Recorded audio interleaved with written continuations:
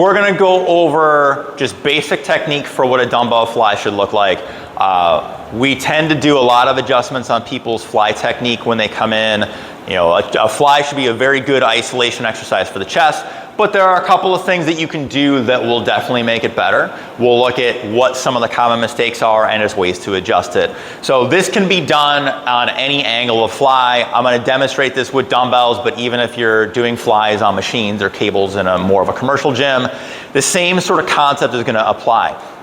So the biggest thing when we're working with a fly, we wanna kind of look at, well, if the goal is to isolate the chest, we need to make sure that everything we're doing gives the chest its best possible opportunity to work. So the way that the chest functions is the chest job is just to bring your arm across your body. So it's gonna get stretched when we open the arm out, and it's gonna contract when we pull the arm in. So what a lot of people will tend to do with their flies is they will tend to think like their goal is to get the weights as close to the ground as possible. But that doesn't always equate to opening the arm up. If we start dropping the arm too much to the floor, what will happen a lot of times is people will start to arch their back, they'll start to flare their ribs, and that's all movement happening from areas that are not coming off the chest. In addition, if you have to significantly bend the elbow to drop that arm toward the floor, a lot of times this means the weight that you're using ends up being too heavy. So what we want to do, instead of thinking about dropping the weight to the floor, is just extend the weight out to the walls. So if I've got dumbbells here, all I'm trying to do, I'm going to set my abs. So again, I don't need my back to be pushed into the bench, but I don't want my position at the ribs and the spine down here. I don't want it to change the whole time I'm doing a fly. So all I want to do is I'm going to take both weights and I'm just going to open the weights out as wide as they can go. Now my arm should be roughly in line with the chest.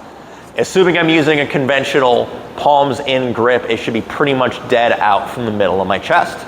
And then as I draw the arms in, again, all I want to do is I want to move through the arm. So I'm not trying to move through the shoulders. So I don't want to let my shoulders advance off the bench and start protracting this way. So we'll keep this very, very straightforward. Once you've laid back into your fly, you'll lock your abs into position. You'll take your shoulder blades back and just sort of hug them against the bench so that way they're not going to come away when you finish each rep. We're just going to push the dumbbells out toward the wall, just a very, very slight bend in that elbow, but nothing extreme. And then as I pull my arms up, I want to think I'm just taking my bicep or the upper part of my arm and just pulling it right into the side of my chest. Okay, and this right here is what's going to help me engage my chest. Again, the job for the chest is pull the arm across the body. The chest job is not to take the weight up to the ceiling. So shoulder stays back, I stay glued right here.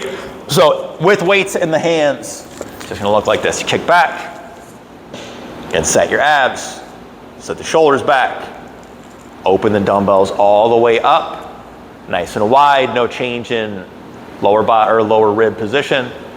Pull the arms up toward each other, try to drive your bicep into the side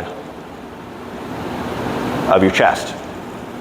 And you're only going to use the range of motion that you have accessible. So if you only have the ability to get this low with nothing in your hand, then this is where you need to end when you put a weight in your hand.